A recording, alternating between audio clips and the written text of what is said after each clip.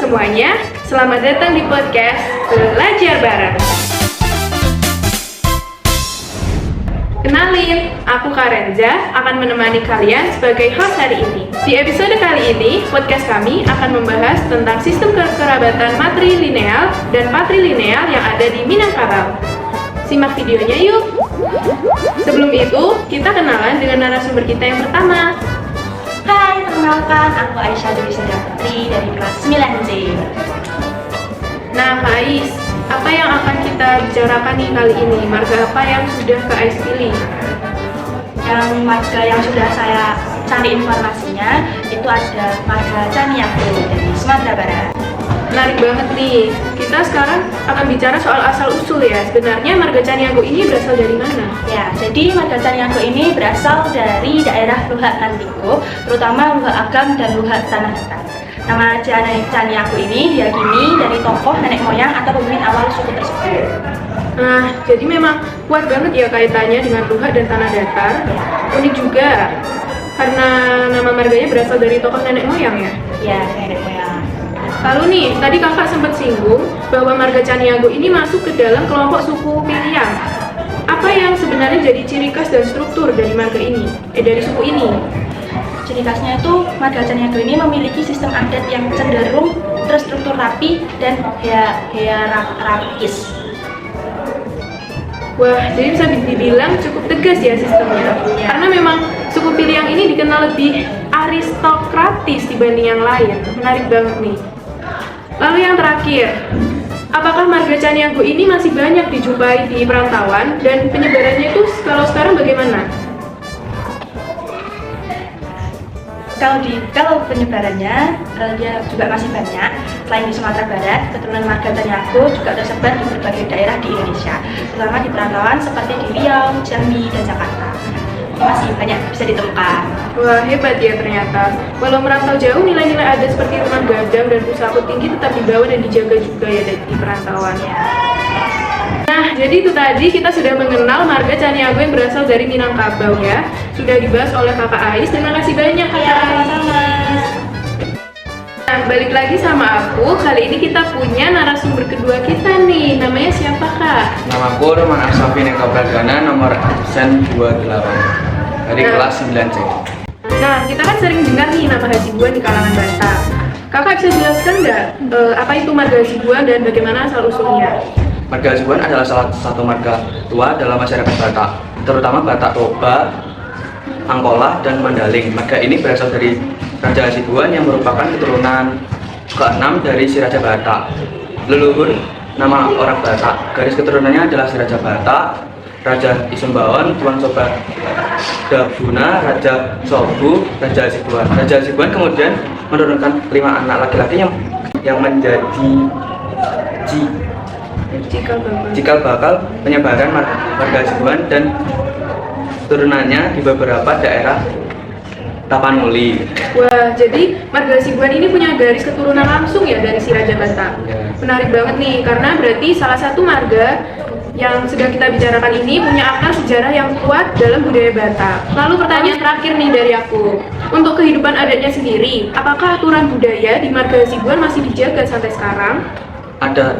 Adat masih sangat dijaga oleh keturunan marga Hasibuan. Salah satu aturan penting adalah larangan menikah dan sesama marga Hasibuan karena dianggap satu keturunan dengan tubuh. Ini bagian dari prinsip eksogamik dalam budaya Batak yang melaksanakan pernikahan atau marga demi menjaga salah satu keseimbangan sosial.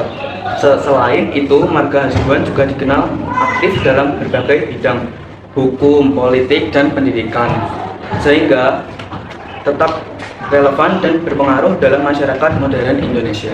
Wah, ternyata larangan menikah sesama marga itu masih sangat dijunjung tinggi ya. Iya, masih. Berarti ini bukti bagaimana adat Batak tetap hidup di tengah zaman modern. Apalagi nih marga Hasibuan yang habis kita omongin juga aktif di banyak bidang penting. Nah, terima kasih buat Kak Roman karena kita sudah ngobrol nih tentang marga Hasibuan. Nah, lanjut nih ke narasumber ketiga kita. Ada Kak siapa nih? Hai, namaku Nada. Nah, Kak Nada nih, menurut Kak Nada marga apa yang bakal kita bicarakan? Jadi, sekarang kita mau membicarakan marga Piliang. Nah Kak, marga Piliang ini katanya termasuk salah satu suku tertua ya di Minangkabau. Iya. Bisa dijelaskan nggak asal-usulnya dan arti nama dari Piliang itu apa? Marga Piliang adalah salah satu suku tertua dalam masyarakat Minangkabau. Berasal dari ajaran Datuk Ketumanggungan yang menganut sistem adat Koto Piliang, bersifat aristokratik atau bertingkat. Kata Piliang berasal dari kata pilihan yang menunjukkan sifat kepemimpinan dan kehormatan. Wah, jadi nama Piliang tuh punya makna pilihan ya, keren Iya. banget nih. Menunjukkan bahwa sejak dulu mereka tuh sudah menjunjung tinggi kepemimpinan dan kehormatan. Selanjutnya nih, kalau tentang sistem kekerabatannya, marga Piliang ini tetap menganut sistem matrilineal, Ya. seperti suku Minang lainnya, ya kan? Iya. Ya, menarik banget. Walaupun laki-laki memegang peran penting seperti penghulu dan imam, tapi garis keturunan tetap dari ibu. Ini benar-benar unik dari khas Minangkabau. Sekarang nih, marga Piliang tuh tersebar di mana saja, Kak? Apakah masih banyak dijumpai? Suku Piliang banyak tersebar di daerah Tanah Datar, Agam, 50 Kota, dan Padang Pariaman, dan juga dikenal merantau keluar daerah seperti Riau dan Malaysia. Wah, sampai ke Malaysia juga nih. Budaya Minangkabau memang kuat ya, meski dibawa jauh dari kampung halaman. Makanya segitu aja ya dari marga Piliang. Kita sudah cukup tahu banyak nih dari Kak Nada. Terima kasih banyak Kak Nada. Iya, guys. Nah, lanjut nih ke narasumber keempat kita. Kalian jangan bosen-bosen ya guys. Kita di sini ada bersama Kak Erlan, Nah, Kak Erlan. Apa nih yang akan kita bicarakan? Tentang marga apa? tentang marga suku Karo-Karo. Oh, marga Karo-Karo. Bisa dijelaskan sedikit nggak bagaimana asal-usulnya masyarakat Karo? Marga Karo-Karo adalah salah satu dari 5 marga induk dalam suku Karo di Sumatera Utara. Marga ini memiliki banyak submarga seperti Surbakti, Sinulingga, dan Barus. Secara historis, marga ini terhubung dengan kerajaan-kerajaan lokal seperti Lingga dan Barus, serta memiliki peran penting dalam struktur sosial dan adat Karo. Jadi marga Karo-Karo ini termasuk salah satu marga induk ya. Menarik banget nih, karena ternyata juga punya hubungan sejarah dengan kerajaan-kerajaan lokal seperti Lingga dan Barus yang sudah Kak Erlan sebutkan tadi ya. Lalu setelah itu nih, kalau bicara tentang submarganya, katanya Karo-Karo itu punya banyak turunan. Apa aja nih ciri khas dari masing-masing submarganya? Submarga Karo-Karo antara lain Surbakti atau keturunan bangsawan, Sinulingga berakar dari wilayah Lingga, dan Barus bernuansa pesisir. Masing-masing punya sejarah dan fungsi adat tertentu, tapi semuanya tetap tunduk pada sistem budaya Karo yang menjunjung gotong royong dan adat leluhur. Asik juga ya, ternyata setiap submarga punya karakter dan sejarah sendiri, tapi semuanya tetap berpegang pada nilai-nilai adat Karo yang kuat banget nih, apalagi soal gotong royong. Nah, dalam kehidupan adat Karo sendiri, peran marga Karo-Karo itu seperti apa, Kak? Bisa tolong dijelaskan nggak? Marga Karo-Karo menentukan posisi dalam sistem kekerabatan Karo sebagai kalimbu atau pemberi istri, anak beru, penerima istri, atau senina, saudara. Dalam acara adat seperti pernikahan dan kematian, peran marga sangat penting dan diatur secara turun-temurun sesuai tradisi Karo. Wah, keren nih. Jadi peran marga itu kan sekedar nama keluarga ya? Oh, jangan tegang-tegang dong, Kak. Nah, tapi punya posisi yang penting juga dalam struktur sosial. Apalagi di acara adat seperti pernikahan atau kematian, semuanya benar-benar diatur dengan detail menurut adatnya. Terima kasih untuk Kak Erlan karena sudah mau berbincang mengenai adat Karo-Karo ya dari Minangkabau. Saya dada dulu ke kamera. Lanjut nih, kayaknya narasumber kita tuh nggak bisa habis ya. Tapi kali ini adalah narasumber terakhir kita nih. Kak siapa namanya? Hai, perkenalkan nama saya Rahma Fajrianti dari kelas 9C nomor absen 25 Nah, kita mau berbincang mengenai marga apa nih, Kak? dari suku Jamba. Marga Jamba dari Minangkabau ya? Iya. Mengenai suku Jamba nih ya, bagaimana perannya dalam masyarakat dan bisa dijelaskan nggak suku Jamba itu apa di Minangkabau? Suku Jamba adalah salah satu suku asli dalam masyarakat Minangkabau, Sumatera Barat. Dalam sistem matrilineal, Minangkabau suku diwariskan dari garis ibu dan menjadi identitas penting seseorang. Suku Jamba memiliki peran besar dalam menjaga adat, budaya, dan nilai-nilai. Kekerabatan di masyarakat Minang penyebarannya banyak ditemukan di daerah seperti Payakumbuh, Agam, dan Padang.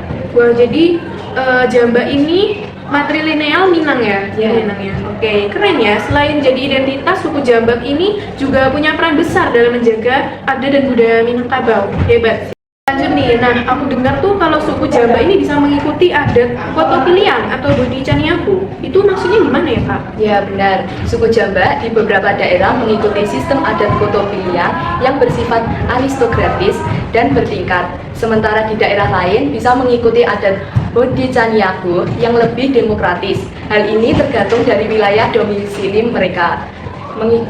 Begitupun nilai-nilai seperti musyawarah, persaudaraan, dan gotong royong tetap ditunjukkan tinggi dalam kedua sistem mereka. Wah, unik banget ya ternyata struktur adatnya. Kakak ninjal tegang-tegang dong, santai aja, lemesin. Berarti struktur adatnya itu bisa berbeda-beda tapi tetap dalam satu nilai Minangkabau ya. Fleksibel tapi tetap kuat.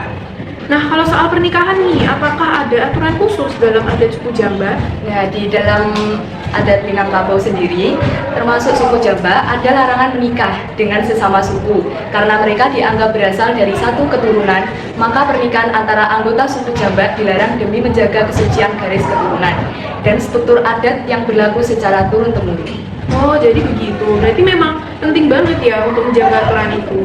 Tradisi seperti ini ternyata bukan cuma simbol ya teman-teman, tapi ada makna sosial yang dalam. Nah, di episode kali ini kita sudah belajar banyak banget tentang marga yang ada di Minangkabau ya. Nah, saya harap teman-teman melalui podcast ini kita semua bisa tahu bahwa marga itu sangat penting juga dalam menjaga kesatuan dan persatuan di dalam suku atau adat tertentu. Saya juga mengucapkan terima kasih nih untuk kakak-kakak narasumber kita. Sama-sama. Terima kasih banyak telah menyaksikan podcast ini dan sampai jumpa di pertemuan berikutnya.